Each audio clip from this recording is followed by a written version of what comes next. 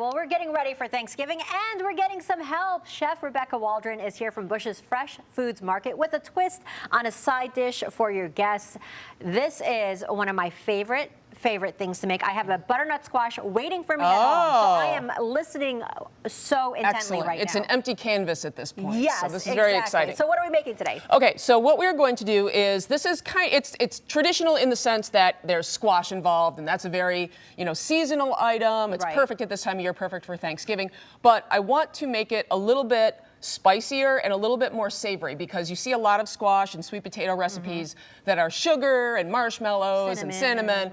And so I wanted to make something that is a little bit different, because squash is actually naturally very, very sweet. And so we're using butternut squash here.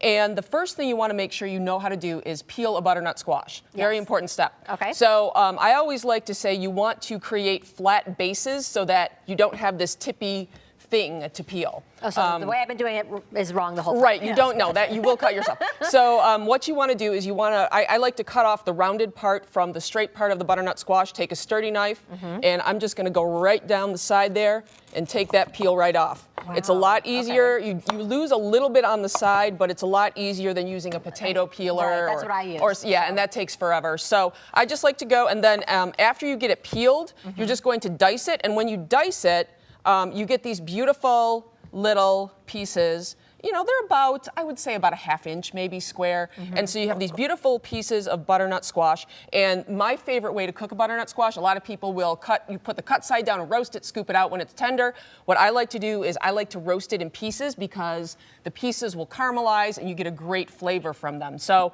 I'm going to just add a little bit of olive oil.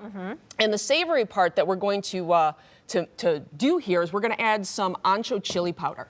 And so we're going to add some ancho chili powder, and we're going to toss that with our squash. And then once that is tossed with a little bit of salt and our ancho chili powder, then we're going to spread that out onto a baking sheet. And you don't need a ton of oil, you just want to make sure it's coated.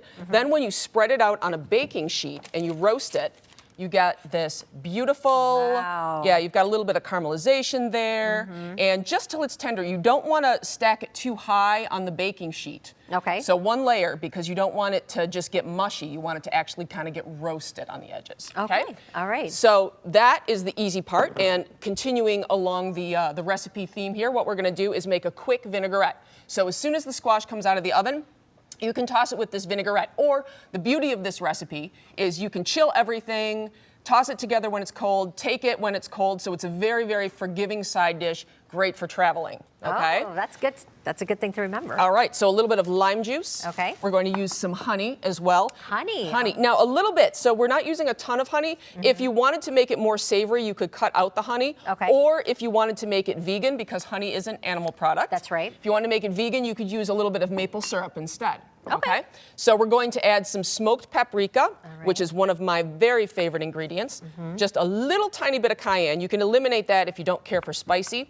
And then what I'm going to do is whisk in some extra virgin olive oil, and that's going to make a real nice dressing that will stick to that butternut squash and give it a real nice shiny color. It smells amazing. I know. You can smell it. You could definitely smell the honey in this. Oh yeah, and that smoked paprika has it's a smoky flavor without a meat product, which is kind of nice for a vegetarian side dish. I love that. Yeah. And so then you can mix it up with, what is this we have here? Brussels sprouts. And kale. So one thing you can do, well, first of all, I should say that you can also buy this in Bush's Delis.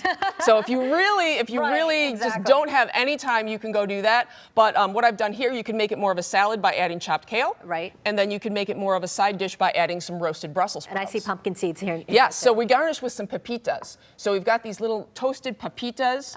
And these are great because you can also buy these already toasted, so you don't have to worry about toasting them. And I like tossing the finished product. We're going to add a little bit of cilantro. And we're going to, it has kind of a Latin American twist to it. She's like speaking my language. Right, yeah, this is beautiful, right? Great. This is beautiful. So this is delicious. It's very transportable. It's a vinaigrette dressing, so you don't have to worry about it sitting out for a little while. And if you want to heat it up, you can serve it hot. So either way. I love that. You could transport it. You can take it with you. It's a twist on it. I love it. It's my favorite thing now. I'm going to go home and make it. All right. And again, if you don't want to make it, you can just buy it at Bush's. They have 16 locations across Metro Detroit. Thank you, Chef Rebecca, for coming here. I want to listen about this even more, but we got to talk to the break. Absolutely. But I am going to try something here. I want to try it. Yes. Here.